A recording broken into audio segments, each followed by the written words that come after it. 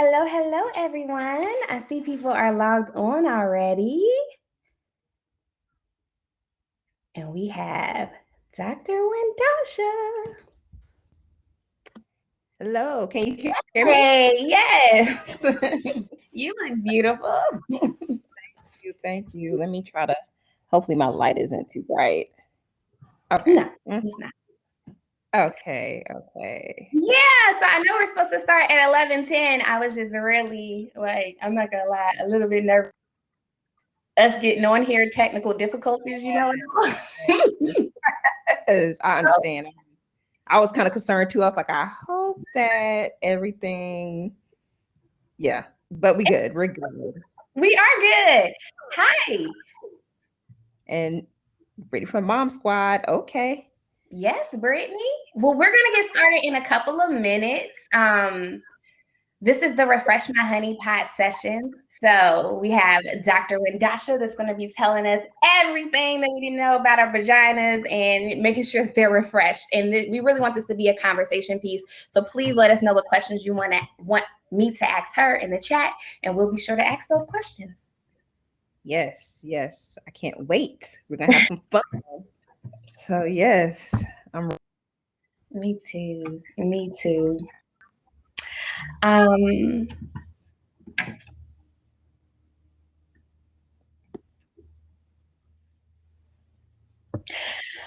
So Okay, I see people coming in. You want to get started at 11:10? Yes, we'll get started at 11:10 because I see a few more people coming in. Yes. Hi, everybody. Hi, Kelly. And I don't want to mispronounce if it's Shara and Tori. Hi, everybody.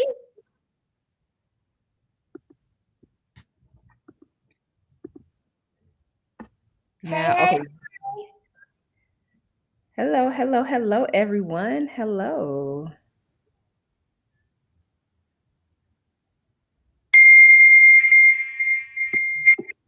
Oh, is that text messages? I want to make sure my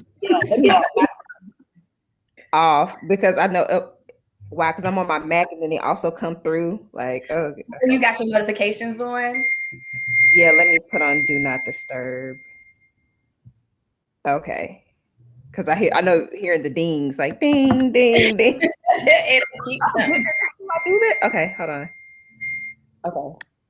Because it's coming through my messenger. So, oh, goodness. Okay. We have Sharonda in here. Maya, Monique. Hey, Monique. I saw you in Greensboro. That's my hometown. Okay, how can I stop these? Okay. So I actually ended up turning off my messages. You're saying it's your messenger, right? Your messages? Yeah. Okay. Okay. I got it. I got it. Yeah. It happened one time. Yeah. Okay. Let's. While she's turning off her notifications, welcome, everyone. We're so excited to have you a part of the Jump Zone session. This is the Refresh My Honey Pot Jump Zone session. So we're gonna be, talking about all things honey pot. Our minds and souls aren't the only things that need to be refreshed after this pandemic. So we have our vagina expert here. And just to be clear, she's the expert. I am not. I am just the moderator. But whatever questions that you have, please put them in the chat so that we can ask her all the questions that we need to know to move forward and get the most out of this session. She's going to tell us all the tips, the hows, the whys, and the products to refresh our honey pot. So to get started, a little bit about me. My name is Vecoya Banks, and I have a wonderful 2-year-old that definitely keeps me super busy at all times. I have a great husband, and I also host and curate a natural hair care event called Love the Hair You Wear. As you can see, my hair is in a protective style right now, and that is because I am completely over the curls, and that happens sometimes.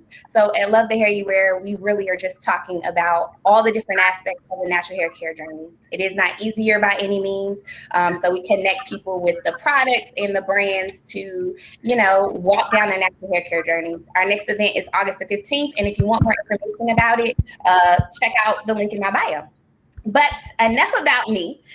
We're here to talk about our honey pots. And I want to give an intro to our honey pot expert, who is Dr. Wendasha Jenkins Hall. So she is an educator, a speaker, a media consultant who provides a fresh and shameless take on sex and relationships. Through her through her sexuality education brand, The Sensible Sexpert, she champions honest, judgment free, and pleasure based conversations about sexuality that are unabashedly centered around the modern Black woman. She's known for her down to earth and relatable delivery. She slays stereotypes and misinformation surrounding female sexuality, and she has over 17 years of experience. So she shared her expertise on. Let's check out her resume because she got some she has some awesome features with Essence, O Magazine, Cosmopolitan, Glamour UK, and Women's Health, just to name a few. So she currently resides in Atlanta with her husband and her 2 children. So welcome, Dr. Wendasha. Thank you for having me. I'm so excited to be here. I really am. I'm kind of geeked. I'm nervous, but I'm geeked. So I mean, but you're the expert, so there's nothing to be nervous about. We're so excited to have you here and for you to be sharing your expertise with us. So can you tell us a little bit about your story and how you became the vagina expert? okay, so honestly, I started my journey when I was 16 years old. So I've been doing this for about 17 years now. So I started out more HIV STI prevention. So I was that person going around passing out condoms, making sure that people go out and get tested and know their status. However, I transitioned more to just sexual wellness as like holistically for Black women, because I noticed that we are more than just HIV, STIs. We're more than just pregnancy prevention. We have sex for different reasons, right? And sex is not always a bad thing. Sex is a great thing, right? It is. Yeah. So yeah. And so I just got tired of the narrative of saying Black women are this, Black women are that. It's like, no, Black women can and should and deserve to live sexually fulfilling lives. And so I got into that work. I went to school. I studied sex, relationships. I studied Black history, all these different things to kind of just figure out how we relate to sex, right? Why we have sex, who we have sex with, when we choose to have sex, and all of these great things. So yeah, so that's just, I know that you read all of that, so I didn't want to rehash all of my background. But yeah, so that's what I've been doing. I created the Sensible Sexpert, where I talk about everything. When I say everything, everything. So if you all find me on IG, you'll see that I'm just out there, just not being scared to say whatever I need. Yeah, so that's what I've been doing. So if you want to check me out over there, that's great too. But that's really why I just wanted Black women to live healthy sexual lives. That's really what it's about. I really wanted us to thrive in our sexual health and wellness. Yeah. So when you're having these conversations with people, what do you feel like is, one of the main topics that comes up? So it depends. So a lot of my questions I do get a lot of questions around the vagina, because we have not been taught in school very well about our body. So the main questions I get is how the vagina smells. How should the vagina taste? Is my vagina loose? Is it tight? So I get those questions, and I also get relationship questions. So how to talk to your partner if you want to try something new sexually, or how to talk to your partner about different things that may be going on in the relationship. So I get a lot of different questions, but a lot of it has to do with the body. So I ask a lot of questions about the body, how it works, and the differences between the vulva and the vagina. That's one that I used to get a lot, because we keep saying vagina, vagina, vagina, but when we come on and say vulva, people are like, okay, I'm confused. What the heck is that? So Yeah. different body questions, menstrual questions.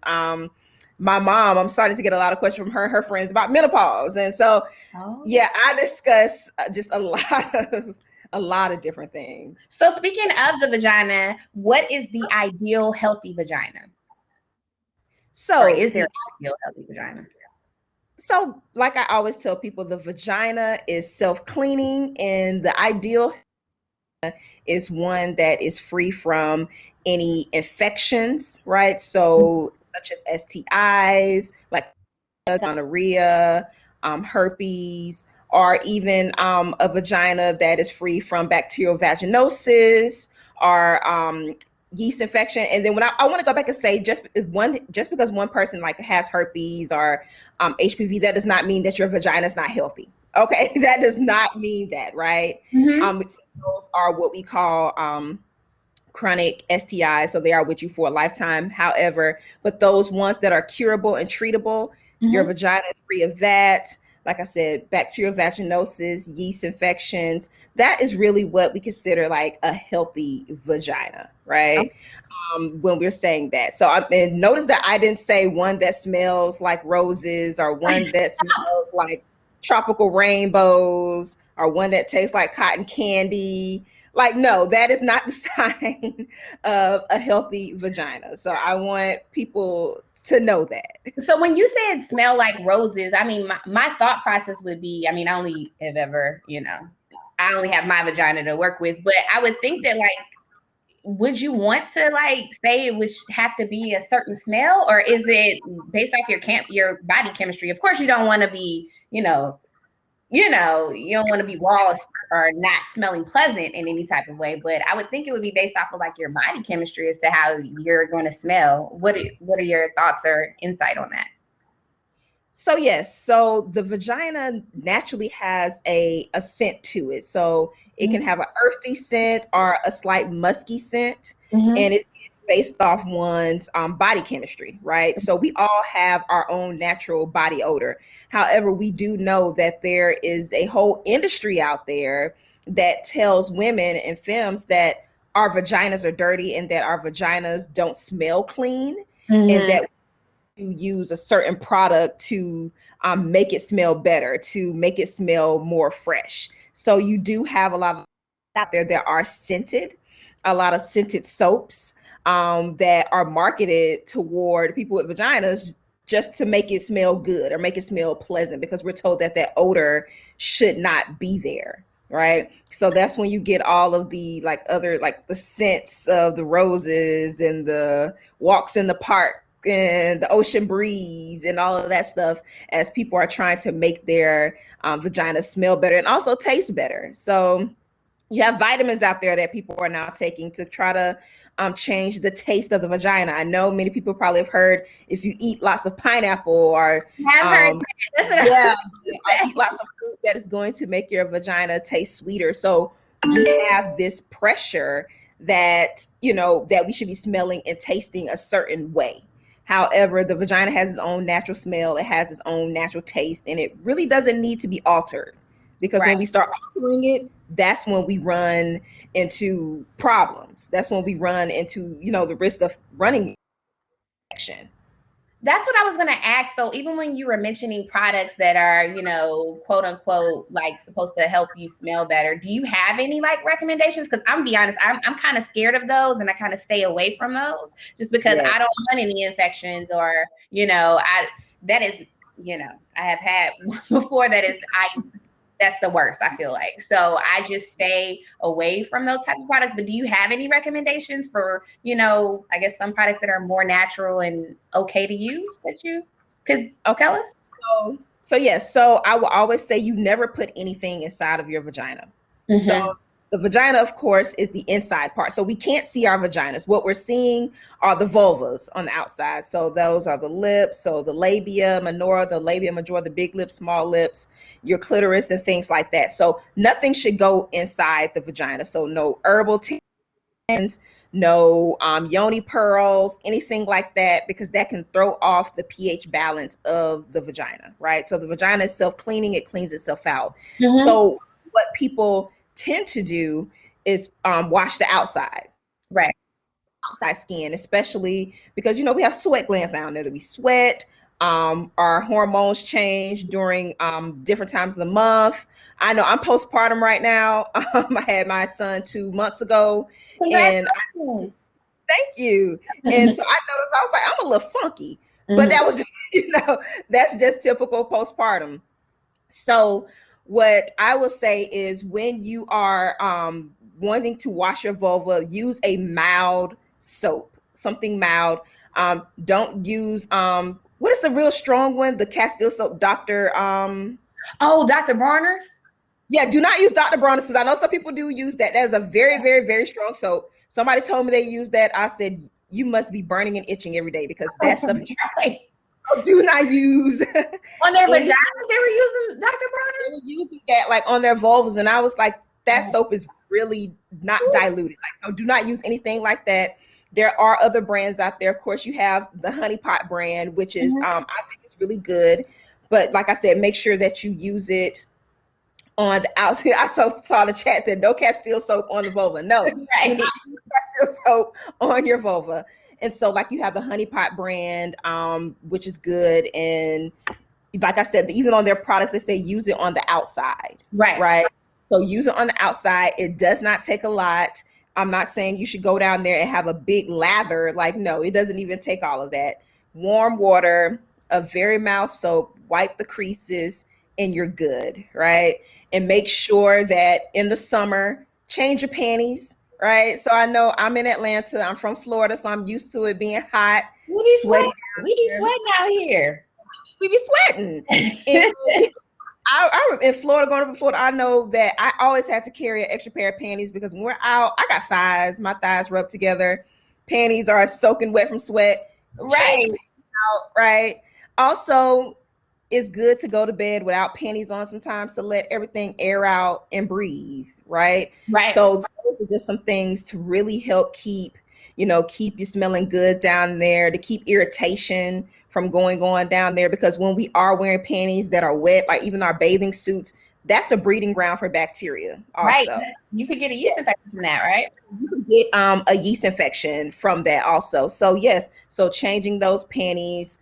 If you're going to wear panty liners or pads, make sure that you're changing those out frequently, especially more frequently during the summer since you are sweating. So those are just some things to do to make sure everything stays fresh. You don't really need, like I said, anything from Bath and Body Works or Victoria's Secret. I may be aging myself, but I remember in high school, every girl used to walk around smelling like Victoria's Secret Love Spell. Oh, yeah, I'm kind of aging myself a little bit. So you don't need any of that. You don't need any Love Spell down there. You need any cucumber melon, just something light, so something with the outside, and don't put it inside, and as close to natural as possible, like nothing like super scented. I see Miss Marissa has a question. Can you talk more about how things change during monthly hormonal changes? So of course it depends on like where you are in your reproductive cycle, but as you menstruate, so we go through our hormonal cycle, we go from our periods and things like that. So yeah, we do have fluctuating hormones. So our hormones go up and down, up and down, up and down. So what is happening when you're going closer to the start of your menstrual cycle, of course your hormones are going up. So getting our bodies prepared for possible pregnancy or pregnancy if you are trying to conceive. And then after we are conceived or have not, of course, they go back down depending on what happens, right? So if you don't get pregnant, you go back down. That's how you have your menstrual cycle. Everything happens. And so what tends to happen sometimes as we're getting closer to our periods, we can tend to sweat more, right? So I'm a sweaty person. I'm a sweater. So we can tend to sweat more. And when we sweat more, that can cause an odor, right? And so that's why I'm saying it's important to make sure that you are, washing, to make sure that you are changing your panties, possibly going to bed without any panties. I'm not saying do that when you are actually on your menstrual cycle, but when you're getting closer to your menstrual cycle, you can go to bed without panties. Also, if you are going through menopause or going closer to that, what you can start experiencing is vaginal dryness, right? Also postpartum, you experience some vaginal dryness postpartum also because that's a hormonal shift, right? So what tends to happen is we don't have as much estrogen in our bodies, or our bodies are not producing as much estrogen as it used to when we were in our younger reproductive years. So that is a hormonal change. And when you go through that vaginal dryness, that's when sex can become uncomfortable, right? Right. So that's important to bring lube into the bedroom. Also, it's good to masturbate. A lot of people don't even think about that, but masturbation and sex can help keep the vagina supple, soft, and it can help with that natural lubricant, because the more you use it, the more to work. Right. So, though that's another hormonal change that can happen, but specifically with the monthly hormonal change that Marissa was talking about, yes, we have those spikes in estrogen. So as they go up and down, it will change our mood. It could change our odor, even our menstrual cycles. When we are actually, bleeding, that of course can change the odor of our vagina. You may have more of a metallic smell because Right. blood has iron in it, right? Period blood. Yeah, period. People think period blood smells. It really doesn't. What ends up happening is when that blood comes in contact with the air, right? Comes in contact with the air, and we've been sitting on it a long time, and so you have the air, you have the sweat. That is what's causing the odor, right? Not the actual period blood in and of itself. And anything that smells fishy or things like that, that's a sign of an infection, not your period blood. So I want people to really know that difference. It's so funny because someone said panties, what are those? So yeah. And I see that they're having like new products that are like you can wear during your cycle, like panties where you don't even have to wear any kind of pads or lines. So, I mean, interesting. Do you have any input on that? So yes, so what you have now, that came from the move, like the free bleed movement, which some people probably heard of or haven't. So yes, there are panties now. I think they're called Thinx, Thinx, and there are other brands out there. They're a thicker panty that one can wear when they're on their cycles, so they don't have to wear a pad, they don't have to wear a tampon. Or what you can do is wear a menstrual cup.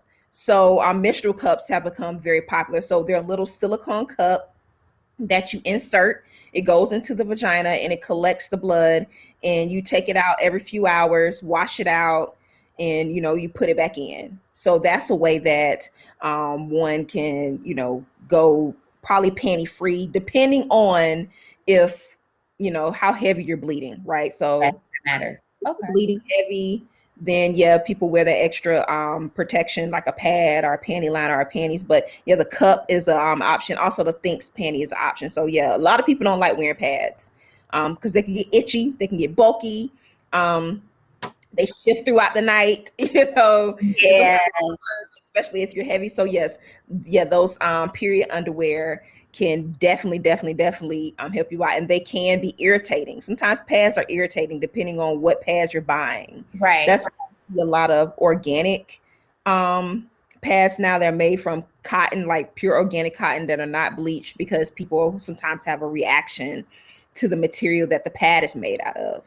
So, I didn't even start thinking about that until like maybe the past year or so, just because, like you said, I feel like the products that are more natural for pads have been marketed more in the past year or so, but I never would have thought about it before. So those are great tips. I have a Q&A tab question. What tips can you give for those of us with very sensitive sallies? So I guess that's the vagina. Sally. Tips that you can give us? That's old school. It's so funny. I only have heard of my grandmother and my aunts calling it a Sally. So that's so funny. I don't think I've heard of it before. Really? Not a Sally, no. But I was able to, connect the dots right Yeah. there. So, tip number one, like I said, make sure that you are using a mild soap. So nothing that is scented. Like I said, no Bath and Body Works, no Victoria's Secret. Even in the regular store, if they have a scent to it, make sure you stay away from that. Also, make sure that when you are when buying your panties, it's best to use cotton panties, right? So best to buy cotton panties, because certain satins and silks and polyesters can cause irritation. And if possible, wear panties that don't have dye in them. So white panties. I know some people really have. Yes, some people are really sensitive to the dye in clothes. Okay. So if you're one of those people, white panties, white cotton panties is the way to go. to make sure that you are, you're good. Also, another thing I will say, like I said, keep things out of the vagina. So don't put anything in your vagina that's not supposed to be there. Now, if the doctor prescribes you a medication, of course, because they're prescribing you that for a reason. But the yoni pearls, the herbal tampons, when you're having sex, don't put any honey or chocolate up there. Trust and believe, I've heard it all. No candy. What No about whipped cream? No, I'm joking. No whipped cream. Do not put whipped cream in your vagina unless you want a yeast infection, because that is how yeast breeds. It's sugar, right? So do not put any of that in the vagina. Okay, so make sure that you just keep things out of there. Go to your doctor if you're having any odor or anything like that. But that's really the best way to take care of a sensitive Sally. And one thing, bubble baths.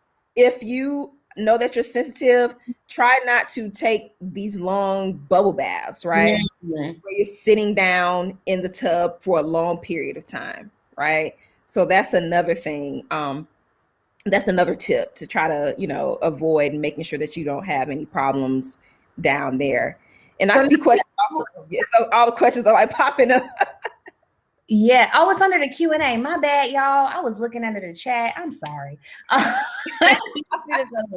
Is there a way to naturally decrease menstrual flow? I don't have PCOCs. PCOS, I think that's what you're trying to say. Polycystic ovarian syndrome. Is that what I think that's what they're trying to say? Is that what that means for the person that's asking the question? I think that I didn't know what the acronym was. Is there a way to naturally decrease So I don't know of a way to naturally decrease menstrual flow other than a hormonal option. So other than birth control, I don't know of any other ways to naturally decrease the menstrual flow. As you probably know, people can take birth control to stop their periods completely. You can skip periods with birth control, right? So some people only have 4 periods a year. Some people don't menstruate at all because they continuously are taking birth control, or they leave their birth control in. So particularly those like pills, so birth control pills, the patch, the ring. Sometimes the IUD can make your period lighter, right? And there are hormonal IUDs and there are non-hormonal IUDs. But other than that, I'm not. For one or no? What was that now? Do you have a recommendation for the non-hormonal versus the hormonal IUD? Well, it depends. It just depends on what the person needs. Okay. So the non-hormonal IUDs like Paragard can last, I think, up to 10 years versus a Mirena, which I think lasts up to 5. It just all depends on what that person's reproductive goals are. But like a natural way, such as like a herb or a supplement, I don't know of any of those that will naturally decrease your menstrual cycle. But if you are having a very heavy period, it's something like you're soaking through pads, that is something to go see your healthcare provider, right? Because that could possibly be a sign of endometriosis. It could be a sign of fibroid. So you may want to go talk to them to see what's going on. But I don't know of any like herbs or anything like that to naturally like decrease the flow. And it's so funny. So many questions are coming in. Yeah, it is. And I'm trying to, I guess I'll ask you a couple of them because we have 6 more minutes. But does the detergent you use matter? And then someone said Refresh, is that actually a safe product? And do you have any thoughts on bath bombs? Okay, and then I know somebody said something about swimsuits. Okay, so I'm gonna answer tips on the swimsuits. Okay. Please give us tips on the swimsuits. Okay, so I'm gonna answer all of those in order really fast. So swimsuits, of course, when you're swimming and everything like that, sitting by the pool, yes, you are going to be in your swimsuit. However, after you're done swimming, don't sit around in your swimsuit. Don't sit around. Yeah, take it off. So take it off, put on some fresh panties or put on some fresh underwear because that wetness down there, like I said, can breed bacteria and it can breed yeast. So make sure that you're not just sitting around in a wet swimsuit. Like you don't want to sit around in wet panties. It's the same. It's the same thing. So if you have wet panties and you're with your partner, that means you need to probably go ahead and get it done. But so you don't want to sit around in that wet material. Thoughts on bath bombs. If you're not a sensitive person, if you're not sensitive down there, bath bombs are okay. However, make sure that your bath bomb is made out of, like, I think bath bombs are made out of like baking soda and all other acids and some dyes and things like that. If it doesn't bother you, fine. But you don't want to just be sitting in it all the time, doing it every day, all day. It's like a Yeah. luxury. Mm-hmm. And also some bath bombs have different scents in them. I've seen bath bombs with glitter. So it just really all depends on the bath bomb that you're using. Gotcha. And be careful. So if you, of course, sit down in the bath bomb, you notice that you're getting irritated, don't use that brand anymore. But bath bombs are fine, if they're done every now and then. Just like bubble baths are fine if they're done every now and then, but they're not something that you're doing all the time. And I think Refresh has a lot of different products. Mm-hmm. I would have to add, I would need to know like more specific what Which one product from is it? Refresh. Yeah. You have vaginal like moisturizers and lubricants and washes, so I'm not sure, so I can't say if it's a safe product or not. You get what I'm saying? So Yeah. I want to know specifically what product you're talking about. Yeah, so maybe message Dr. Wendasha with the specific products you're talking about, and then she can give you some more insight on if she recommends that or not. Okay. But overall, did you see any more questions? Yeah, so the detergent, I'm just going up really fast. Detergent can matter. Your detergent, what you wash your panties and underwear in, can matter, especially if you're sensitive. If you are, it's good to use like a free and clear detergent. If you want, like, different brands have made them so they don't have any dyes, any scents, thing like that. So if you are, having some irritation, that'd be good. Or you could just hand wash your panties. Some people do idea. You hand wash their panties in a mild soap, and then you hang them out to dry. That's something that you can also do. But yeah, sometimes detergent can matter because we have detergents with different scents. Mm-hmm. So that can matter. Also, when you're putting it in a dryer, if you're putting dryer sheets or those little like dryer pellets to make your underwear smell better or to make your clothes smell better, that could be a source of irritation. So be careful. Be careful with that. I think we got time for one more question. And I like it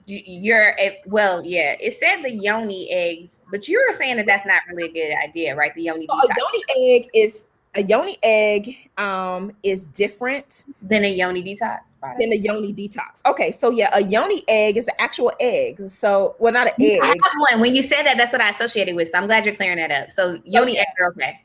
So yoni egg, they're made out of materials like jade, like other like crystal materials and things like that, right? And what you're doing, you're putting it in the vagina, and it's used to help strengthen the pelvic floor. And those are fine to use. Yeah, so that's like doing Kegel exercises. Mm-hmm. Yeah. Yeah. So does that help with our tightness? Yeah, that helps with the tightness. Okay. So a yoni egg is fine, especially if you're experiencing some prolapse, especially after pregnancy, when things can get a little bit looser due to the muscles down there. If you've had a vaginal birth, things can get a little looser. So you can have a yoni egg. You have Kegel exercisers, things like that to help keep you, tight. Mm-hmm. Now, a yoni pearl are these little balls that are wrapped, like little things that are wrapped, like herbs wrapped in cotton or some other type of material that people put in their vagina, and people use them or say that they're used for detoxing. So your vagina does not need detoxing. It is a self-cleaning oven. But people put those in their vaginas, and what you tend to see if you go on Instagram and Google it, you'll see people who put these in, they leave them there for like a week sometimes or a few days. And what ends up happening, it'll come out and you'll see all this discharge, like brown discharge and skin and things like that. And they'll say, oh, this is cleaning out the vagina. That is not what it's doing. It's actually irritating the vagina. And what the vagina is going to do is try to get whatever is in there out. Yeah. Causing an inflammation response. So that's why you're seeing the discharge or the little skin or whatever. That's not actually detoxing your vagina. So I would not recommend yoni pearls, especially when you're dealing with herbs. You don't know what those herbs necessarily are. And when you put them up there, you don't know how you're going to react to them. Right. So you don't want to leave anything in your vagina for a long period of time because you get toxic shock syndrome, just like you wouldn't leave a tampon in your vagina. Yeah, that's the one. For days. You don't want to be leaving that in your vagina for Okay. days, right? So Well, yeah. I think we're hitting the end of the session because we're at 11:40. It's been amazing talking to you. Do you have any closing remarks? I know somebody had a question about keeping the JJ juicy, so I don't know if you could wrap that up. Okay, so yeah. So I would just give some takeaway points. So yes. One, the vagina is self-cleaning. It does not need to be detoxed. It does not need to be steamed. Now, if you want to steam it, it's just something like a luxury thing at a spa. It feels good. It's warm, but your vagina doesn't need it. It's not going to cure fibroids. It's not going to cure endometriosis or infertility or anything like that. It's just a nice spa treatment, but nothing goes inside the vagina.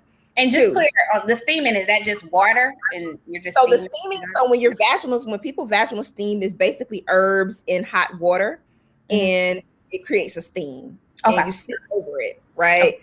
So it's a nice spa treatment, but don't depend on it to have any other health benefits other than making you feel good. Oh, I think I heard that on Real Housewives of Atlanta. That's what they were doing. They were doing the vaginal steam. Yeah. So it feels good, but your vagina doesn't need help. 2, if you are sensitive, make sure that you avoid any harsh products down there. So if you need to wash, use mild soap and water. Wash the outside. Don't put anything on the inside. Right. If you are experiencing any odor, like anything that's fishy, of course, anything that smells like bread, which leads to, which if it smells like bread, that means it's yeast probably, or anything like that. Or if you just see anything that is off, make sure that you go to your doctor to get it checked out, right? How you keep your vagina extra juicy? Drink water, right? Drink water. Like, you have to stay hydrated. So stay hydrated, right? Let me drink my water. Also know that there are different levels of juicy. Not everybody's going to be walking around with a WAP. Okay? If you don't know what a WAP is, Google it. And it's okay if you are just not dripping, soaking wet like a lake.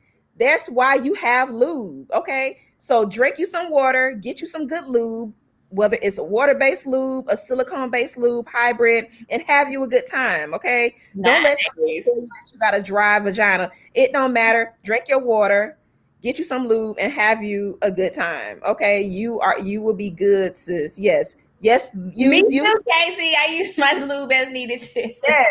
Use it. That's how you have a WAP, a juicy vag. That's how you keep it juicy. I love it. Yeah, I think we're a little bit past time, so I guess everybody should head to the main stage because I know that that's going to be a great conversation. It's been so great talking to you, and please connect with Dr. Wendasha on Instagram to ask her questions. I know I will be, and you are just a ball of knowledge, and we love it. Thank you so much for sharing your expertise with us. Thank you. It's been great. All right. See y'all at the main stage. Bye-bye. Bye. If I can figure out how to end this, how do I end it? I guess, I don't know. I guess I have to press leave, I think. You see leave? I don't even see leave on here. Oh, now I do. Okay, bye. Bye.